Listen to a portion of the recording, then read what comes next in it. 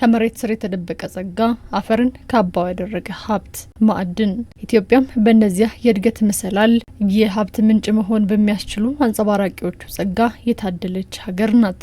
ታዲያ መሬት ከጉያ ያኖረቻቸው እንቁዎችን ወደ ዓለም ገበያ በማቅረብ የገቢ ምንጭ በማድረግ ረገድ የተሰራው ስራ ካለን ሀብት ጋር ተመጣጣኝ ውጤት እንዳናገኝ አድርጎናል ሲሉም ቁጭታቸውን ያስረዳሉ።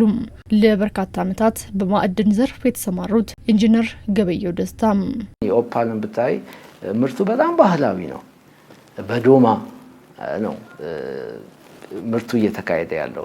ምርቱ ሲመጣ ደግሞ ብዙ ዳሜጅድ ነው፣ በጣም የተበላሸ። ለምን በዶማ ነው የሚወጣው።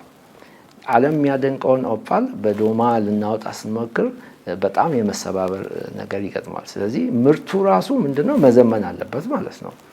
በዶማ ሳይሆን የተለያዩ ማሽነሪዎችን በመጠቀም ምርቱን ማምረት መቻል አለብን። ሀገር በማዕድን ሀብት ባላት አቅም ልክ ተጠቃሚ መሆን ትችል ዘንድ ዘርፉን ከቴክኖሎጂ ጋር ማስተሳሰር ትኩረት ሊቸረው የሚገባ ጉዳይ ነው። በዘርፉ የሚሰማሩ ኢንቨስተሮችም የቴክኖሎጂ ዱካን የተከተለ እርምጃን በማስቀደምም የሚጨበጥ እድገት፣ የሚታይ ትሩፋትን ለማግኘት አጋዥ ይሆናል። ማሽኖች ሊሆኑ ይችላሉ፣ ዘመናዊ ቴክኖሎጂዎች ይኖራሉ። አሁን ላይ በዌብሳይት ተደራጅተው የማዕድን የት ቦታ እንዳለ ማዕድንን የሚለይ የተለያዩ የሳተላይቶች አሉ። ከነሱ ጋር ቴክኖሎጂውን ብንጠቀም ገባሽ፣ አንደኛ ማግኘት የምንችለው እጥፍ ድርብ ይሆናል። ሁለተኛ ጊዜያችንን እንቆጥባለን።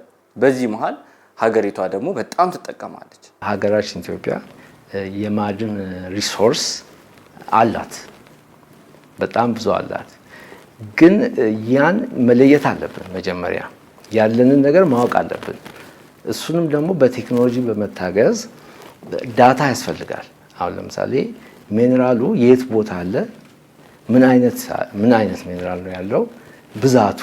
ለምን አንድን ኢንቨስትመንት ለመሳብ ኢንቨስተሩ ማወቅ አለበት፣ ወደዛ ሳይመጣ ማለት ነው። ያን አለማወቃችን ምን አስከትሏል? በወርቅ ዙሪያ ላይ አሁን ምሳሌ ባነሳለሽ የሀገር ውስጥ ባለ ሀብቶች ቦታ ይወስዱና በቂ ጥናት ባለመደረጉ ለኪሳራም እየተዳረጉ ነው። ሀገርን ከዲጂታል መንደር መቀላቀልን፣ ምጣኔ ሀብትን በዲጂታል አሰራር መዋጀትን ታላሚ ያደረገው ኢትዮጵያ ዲጂታል 2030 ጉዞም ትኩረት ከቸራቸው ዘርፎች መካከል የማዕድን ዘርፍ ተጠቃሽ ነው። ስለሆነም ይህ ጉዞ እየሰመረ ይሆን ዘንድ ዘመንን የዋጀ ክህሎትን ያካበቱም የዘርፉ ባለሙያዎችን የማፍራት የቤት ስራም ሊዘነጋ እንደማይገባው ይነሳል። ዲጂታል 2030 ምንድነው ማድረግ ያለብን? ከባህላዊ ወደ ዘመናዊ መሻገር አለብን። ሁለተኛው ደግሞ አቅም ግንባታ ምንድነው? የሰው ሂውመን ስኪል ማለት ነው።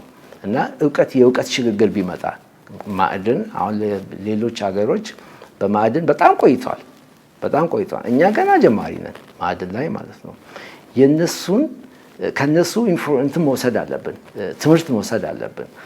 ሰዎቻችንን ልከን ማሰልጠን አለብን። በእነዚህ አንጸባራቂ ገጸ በረከቶች ከሩቅ በሚጣሩ እንቁዎች የታደለው የኢትዮጵያ ምድር አፈር የለበሱ እንቁዎችን ወደ ሀብት፣ ከመሬት በታች ያሉትን ጸጋም የገቢ ምንጭ ማድረግ ይቻል ዘንድም የእሴት አድማስን ማስፋት እንደሚያሻም ይመክራል። ከዚያ ከፍ ሲልም እሴት የተጨመረባቸው የማዕድን ምርቶችን ዲጂታል መር አካሄድን በመጠቀም በራስ አቅም የገበያ መድረክን መፍጠር ያሻል። የአውስትራሊያ ኦፓል በጣም ተፈላጊ የሆነበት ስለሰሩበት ነው። እዚህ ላይ አውተንም ስንሸጥ ቶሎ መሸጡ ነው እንጂ ቫልዩ አድ ማድረግ ላይ እና ቴክኖሎጂን ተጠቅሞ ማስተዋወቅ ላይ ራሱ ማስተዋወቅ እንኳን ይሄን ያህል የኢትዮጵያን ኦፓል ብሎ በደንብ ማስተዋወቅ መቻል አለብን። ልክ እንደ ሩጫው እንደሚታወቀው በኦፓል መታወቅ ትችላለች። ምክንያቱም አውስትራሊያና ኢትዮጵያ ነች በቃ ቆንጆ ኦፓል ያላት ምድር ላይ። ዓለም ላይ የሚታወቀው ኢትዮጵያና የአውስትራሊያ ኦፓል ነው። አሉ ሌሎች ግን እንደ ኢትዮጵያና እንደ አውስትራሊያ ሆነ ወርቁን አለ። በጣም የሚገርመው ወርቁን አለ፣ ኦፓሉን አለ፣ ሁለቱንም አለ። ግን ሁለቱንም ልከን እነሱ ኦፓሉን ቫልዩ አድ ይጨምሩበታል፣ ወርቁንም ቫልዩ አድ በማድረግ በከፍተኛ ዋጋ እየሸጡ ነው። ያን ነገር ወደ ሀገራችን ማምጣት እንችላለን። ኦፓሉንም እዚሁ ቫልዩ አድ ማድረግ እንችላለን እና ዲጂታል ኢትዮጵያ 2030ን ተጠቅመን የራሳችንን ኦንላይን ላይም ዲጂታል ነገር በመፍጠር ያን መሸጥ እንችላለን።